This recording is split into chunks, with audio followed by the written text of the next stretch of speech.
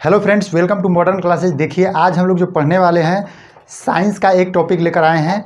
और देखिए, यह जो सिलसिला है कंटिन्यू चलता रहेगा। एक टॉपिक हम लोग प्रतिदिन यानी कि 1 या 2 दिन के अंतराल पर हमेशा कवर करते रहेंगे और मैथ का भी वीडियो लगातार आपको आएगा। तो आज का जो हमारा सेशन है एक खास होने वाला है, एक नया शुरुआत है आपके लिए, जो कि आपको ग्रुप डी और एनटीपीसी में एक नई सफलता की ओर एक नई उत्साह के साथ हम लेकर आ रहे हैं, जो कि आपको क्वेश्चन को कवर करने में मदद मिलेगा। तो चलिए हम लोग स्टार्ट करते हैं। लेकिन स्टार्ट करने से पहले आपसे एक छोटा सा रिक्वेस्ट करेंगे। यदि आप हमारे चैनल पे अभी तक नए हैं और सब्सक्राइब नहीं किए हुए हैं तो कृपया सब्सक्राइब कर लीजिए, साथ ही साथ बेल आइकन प्रेस करके लेटेस्ट नोटिफिकेशन को ऑन कर लीजिएगा। तो चलिए हम लोग समझते हैं कि गुरुत्वाकर्षण क्या होता है और इसी टॉपिक को हम आज कवर करने वाले हैं। तो देखिए, सबसे पहले गुरुत्वाकर्षण की कहानी समझिए क्या है। देखिए, न्यूटन साहब एक पेड़ के नीचे सोए हुए थे और ऊपर से एक सेब का छोटा सा मतलब सेब गिरा और गिर के वो नीचे मतलब ज़मीन पर आया। तो उन्होंने बैठ गए, वो मतलब अपने आप को बैठा दिए वहीं और आश्चर्य हो गए कि अरे ऐसा क्यों हुआ, एक सेब यह नीचे क्यों गिरा, आखिर ऊपर क्यों नहीं चला गया। उनके मन में एक विचार आया कि यह जो सेब है नीचे ही क्यों गिरा। और इसी विचार को उन्होंने बहुत गहराई से लिया और गहराई से सोचा। तो उसके बाद उन्होंने एक नियम दिया। नियम क्या दिया इसके विषय में समझेंगे, और क्यों गिरा, जो कारण था यानी गिरने वाला कारण था, इसके विषय में शायद आप समझते ही होंगे कि यह एक आकर्षण था, एक खिंचाव था आपस में। पृथ्वी और उस सेब के बीच का जो खिंचाव था, यही हमारा गुरुत्वाकर्षण है। इस बात को हम समझाना चाह रहे हैं। न्यूटन जी इसके लिए क्या नियम दिए थे और क्या कहे थे, इसके विषय में हम समझेंगे। लेकिन इससे पहले आप इस बात को समझिए कि जो न्यूटन जी नियम दिए थे वह एक पुस्तक में दिए थे, प्रिंसिपिया। इसी पुस्तक में न्यूटन का नियम मिलता है। तो आपसे 1 नंबर का यहाँ से क्वेश्चन बनता है कि किस पुस्तक में न्यूटन का नियम दिया गया है। तो प्रिंसिपिया, इसको याद रखिएगा। अब हम लोग समझते हैं कि न्यूटन का नियम है वह क्या है। देखिए, न्यूटन जी जो नियम दिए थे वह 2 वस्तुओं के बीच दिए थे, यानी कि जो 2 वस्तु है m1 और m2 द्रव्यमान का, और उनके बीच की दूरी है यदि r, तो उनके लिए एक नियम क्या दिए थे न्यूटन कि यफ जो होगा, इनके बीच का जो गुरुत्वाकर्षण बल होगा यानी आकर्षण बल होगा, खिंचाव की जो शक्ति होगी वह क्या होगी कि इन दोनों जो द्रव्यमान है इनके गुणनफल के समानुपाती होगा। क्या बताए थे, इनके गुणनफल का समानुपाती होगा, यानी m1 इंटू m2 होगा। और एक बात और कहे थे कि जो इनके बीच की दूरी होगा उनके वर्ग के व्युत्क्रमानुपाती होगा। यानी वह दूसरा बात क्या बताए थे कि व्युत्क्रमानुपाती होगा किसके, इनके जो बीच की दूरी है इनके व्युत्क्रमानुपाती होगा। और इन दोनों बातों को मिलाकर हम लोग क्या करते हैं कि यफ जो है वह क्या है, m1 into m2 by are square, ऐसा हम कह सकते हैं। और इसको समानुपाती से को हटाया जाए तो एक हमको नियतांक लगाना पड़ता है। आपको पता होगा कि जब किसी समानुपात को चिन्ह को हटाते हैं तो एक नियतांक लगाना पड़ता है। और उस नियतांक में देखिए, यहाँ हम लोग एक नियतांक का यूज करते हैं जो कि g है। इसको हम m1 इंटू m2 कर दिए बटा में आर स्क्वायर। यही देखिए हमारा जो नियम बन के तैयार होता है। तो देखिए, यदि कोई आपसे पूछता है तो हालांकि पूछने की तो बात नहीं, हम लोग ग्रुप डी और एनटीपीसी की तैयारी कर रहे हैं, तो इसमें हम लोग का क्या है, हम लोग का ऑब्जेक्टिव क्वेश्चन बनने वाला है। यदि ऑब्जेक्टिव में आता है तो आप इसको भी देखिए, ऐसा भी ऑप्शन आएगा, यह भी ऑप्शन आएगा, यह भी ऑप्शन आएगा और यह भी ऑप्शन आ सकता है। तो आपको चारों चीज़ कवर करना होगा। कोई पूछता है बाय द वे तो हम लोग इसको इस प्रकार से बताएंगे कि जो न्यूटन जी दिए थे नियम कि 2 m1 और m2 द्रव्यमान की वस्तुएँ हैं, तो उनके बीच का जो गुरुत्वाकर्षण बल लगने वाला है वह क्या होगा, हमारा जो गुरुत्वाकर्षण बल है वह समानुपाती होगा उन दोनों के द्रव्यमान के गुणनफल के, और व्युत्क्रमानुपाती होगा उनके बीच की दूरी के वर्ग के। समझ रहे हैं, यही बात बताना होगा आपको। अब हम लोग समझते हैं यह g क्या है। तो g देखिए, यह एक नियतांक है, इसको हम लोग गुरुत्वाकर्षण नियतांक बोलते हैं। और इस g का वैल्यू जो होता है 6.67 into 10 to the power -11 newton metre square प्रति किलोग्राम स्क्वायर यह होता है। तो देखिए, 1 नंबर का क्वेश्चन फिर से बन रहा है क्या कि g का मान क्या होता है, ये भी याद रखिए। और इसका मात्रक क्या होता है, यह न्यूटन मीटर स्क्वायर प्रति किलोग्राम स्क्वायर। तो यहाँ तक आपका यह जो बात हुआ कंप्लीट हुआ। अब हम लोग समझ रहे हैं गुरुत्व क्या होता है। तो देखिए, जब 2 वस्तुओं के बीच में आकर्षण लगता है तो उसको हम लोग बोलते हैं गुरुत्वाकर्षण। जब 2 वस्तुओं के बीच में जो आकर्षण बनता है उसको हम बोलते हैं गुरुत्वाकर्षण। लेकिन जो गुरुत्व है उसमें थोड़ा सा चेंजिंग हो जाता है। क्या चेंजिंग होता है? जो पृथ्वी है, एक साइड में पृथ्वी रहेगा, दूसरा साइड में कोई ऑब्जेक्ट रहेगा यानी कोई वस्तु रहेगा, तब उनके बीच जो आकर्षण बल लगेगा उस आकर्षण बल को हम लोग कहते हैं गुरुत्व बल, यानी उसी को गुरुत्व बल कहते हैं। तो इस बात को समझिएगा कि जिस बल के अनुसार पृथ्वी किसी वस्तु को अपनी ओर खींचती है तो इसको हम लोग गुरुत्व कहते हैं, यानी गुरुत्व बल कह सकते हैं, इसे ग्रेविटी फोर्स कह सकते हैं।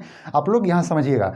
अब यहाँ बात आता है कि देखिए, जब कोई वस्तु को यहाँ से फेंका जा रहा है ऊपर की ओर, समझिएगा इस पृथ्वी से ऊपर की ओर फेंका गया एक बॉल को, तो वह बॉल पुनः वापस आता है। जब पुनः वापस आता है तो क्यों आता है? तो इसी ग्रेविटी के कारण ही, यानी कि जो गुरुत्व बल है, इसी गुरुत्व बल के कारण वह क्या होता है, गेंद नीचे की ओर आता है। कोई वस्तु जो फेंकते हैं ऊपर तो वो क्या हो जाता है, नीचे की ओर आ जाता है। एक बात यहाँ से समझिएगा, जो गुरुत्वाकर्षण यहाँ लगा है, यानी पृथ्वी और इस वस्तु के बीच जो गुरुत्वाकर्षण बल लगा है, तो यहाँ एक क्या होता है, त्वरण उत्पन्न होता है। एक त्वरण उत्पन्न होता है जिसे हम लोग बोलते हैं गुरुत्वीय त्वरण।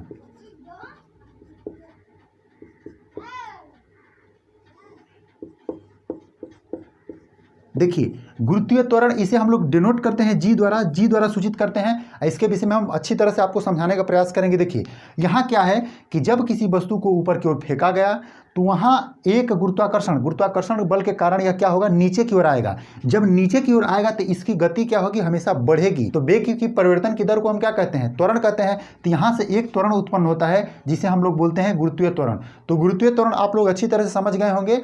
अब देखिए, थोड़ा सा भार के विषय में आपको समझाना चाह रहे हैं, भार और द्रव्यमान। देखिए, द्रव्यमान किसी वस्तु की एक फिक्स वैल्यू होती है, समझिएगा, वह फिक्स होता है।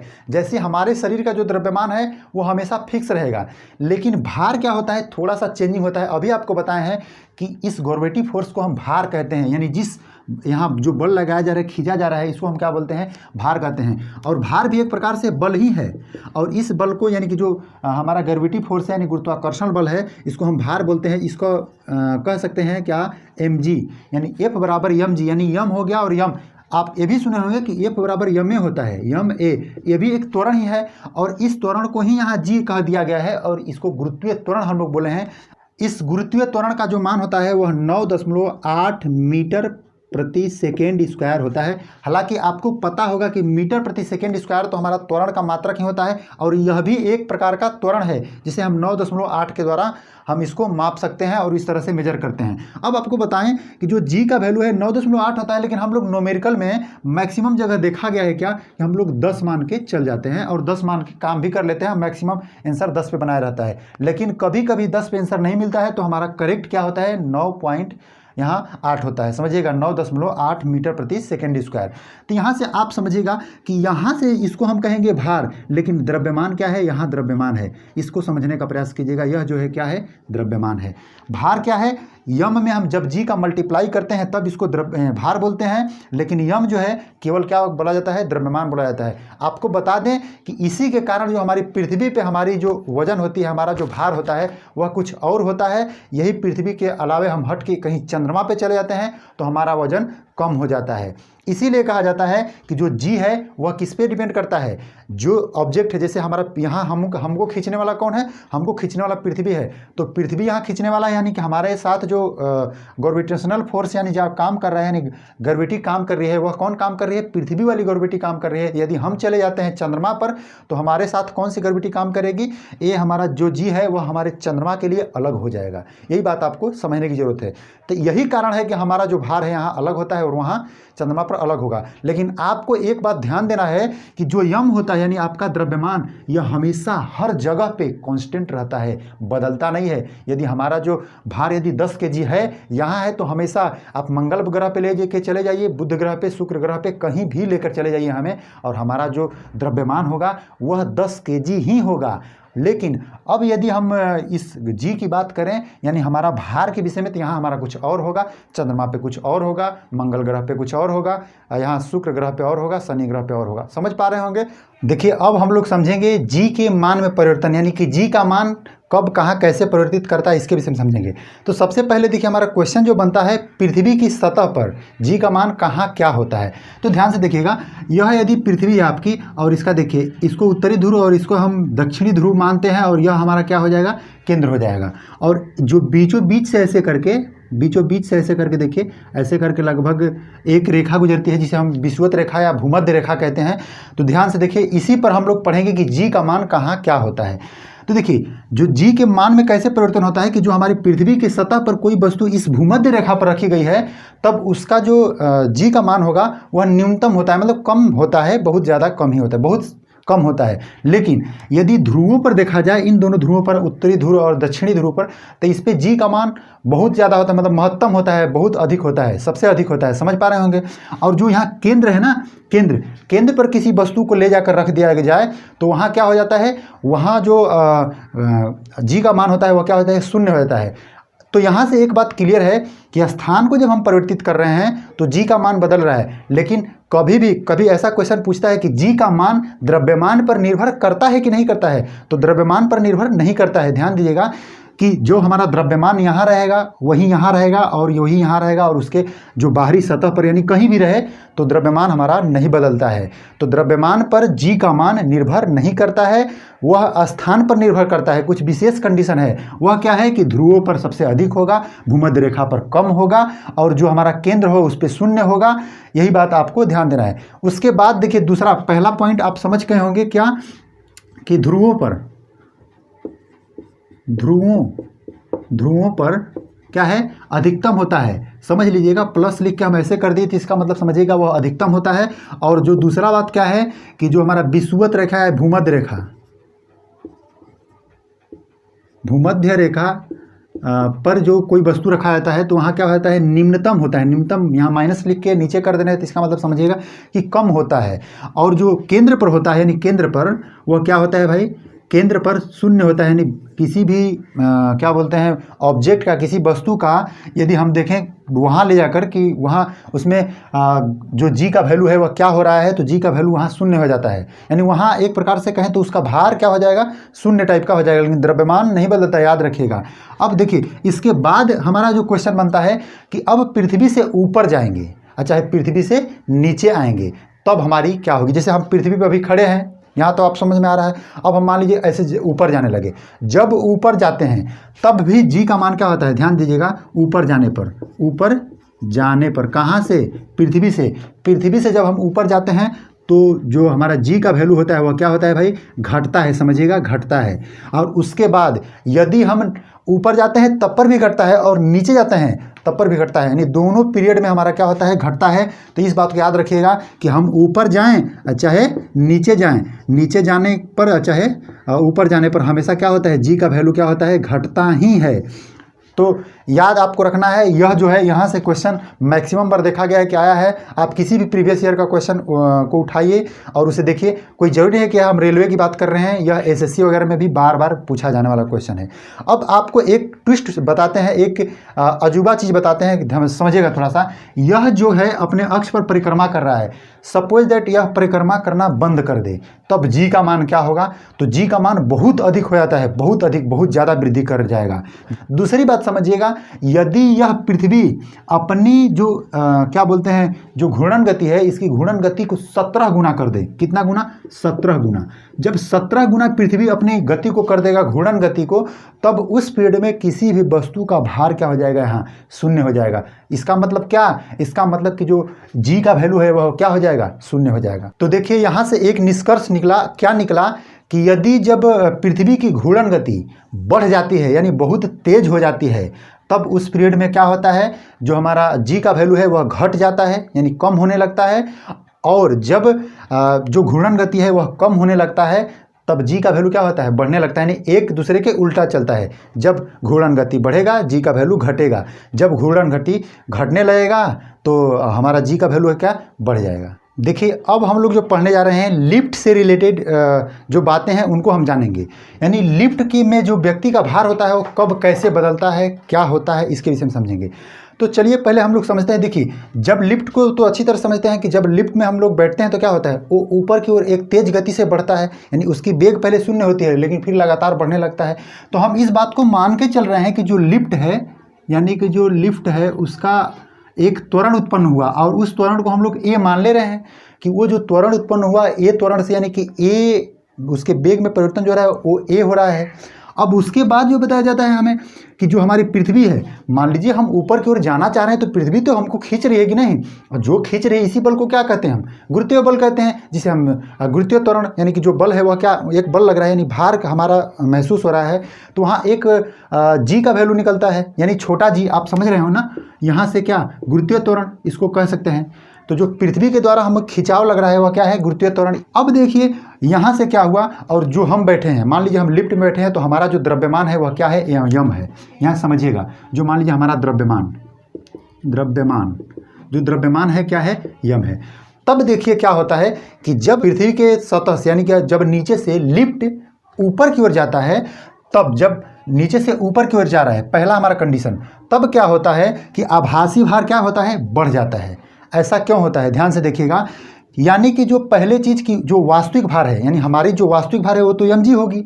उसके बाद हमारा जो आभासी, यानी कि एक त्वरण हमारे लिफ्ट की ओर से लगाया जा रहा है, तो इन दोनों को यदि जोड़ा जाएगा, जो हमारे लिफ्ट के द्वारा जो त्वरण लगाया जा रहा है तो उसके द्वारा तो हमारा एक भार में परिवर्तन हुआ, तो इस भार में परिवर्तन और जो हमारा वास्तविक भार है, इन दोनों को ऐड किया जाएगा। कब, जब ऊपर जाएगा लिफ्ट, तब हमारा जो आभासी भार होगा वो क्या हो जाएगा, बढ़ जाएगा। तो आप एक शब्द में याद रखिए, इतनी बातों को नहीं याद कर पा रहे हैं तो जब हम लोग ऊपर की ओर जाएंगे तो समझिए एक पृथ्वी हमें खींच रहा है, हम ऊपर की ओर लेकर जाना चाह रहे हैं, तो हमें जो आभास होगा ना, हमको लगेगा कि हम बहुत ही भारी हो गए, ऐसा महसूस होगा।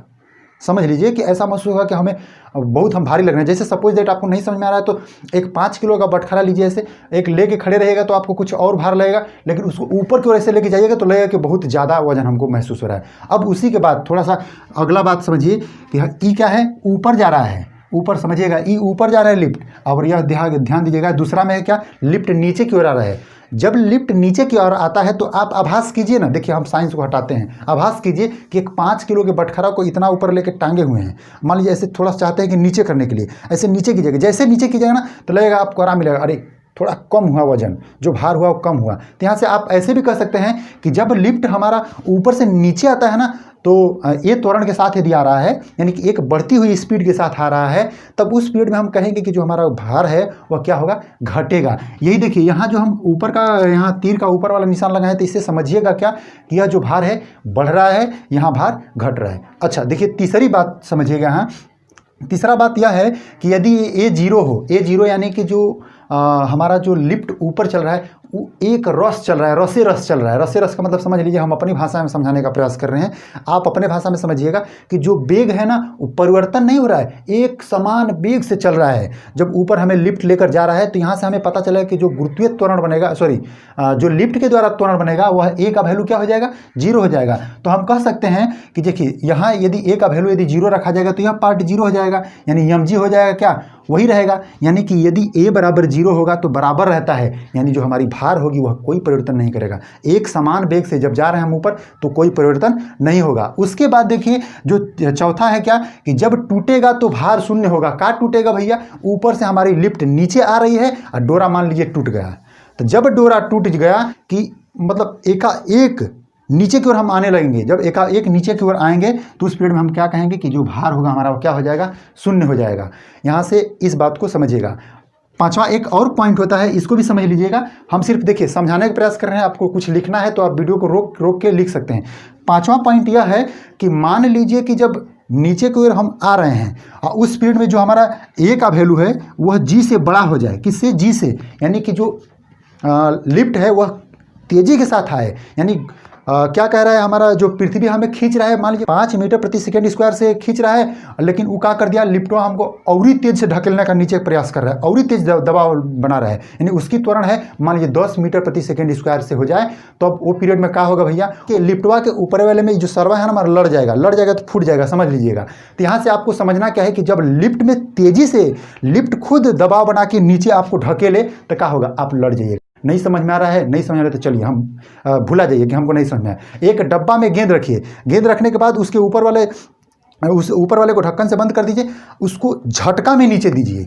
झटका में जब नीचे दीजिएगा ना तो क्या होगा ना कि मतलब इस बात से समझिएगा जो गुरुत्वीय त्वरण होगा आपके डब्बे का त्वरण ज़्यादा हो जाएगा गुरुत्वीय त्वरण से, तो क्या होगा वो बॉलवा जो है ना उसके कपड़ा में यानी कि ऊपर वाला ढक्कनवा में जाकर लड़ जाएगा, वो लड़ जाएगा तो ठाए दे करेगा। उम्मीद है कि ये बातें बताए हैं आपको बहुत अच्छा पसंद आया होगा। तो चलिए हमारा जो सेशन होता है यहीं लास्ट होता है। आपको स्क्रीनशॉट लेना है तो हम हट जाते हैं, स्क्रीनशॉट ले लीजिएगा। देखिए यदि वीडियो अच्छा लगा है तो शेयर जरूर कर दीजिए। चलिए हम लोग नेक्स्ट वीडियो में मिलेंगे, तब तक के लिए धन्यवाद।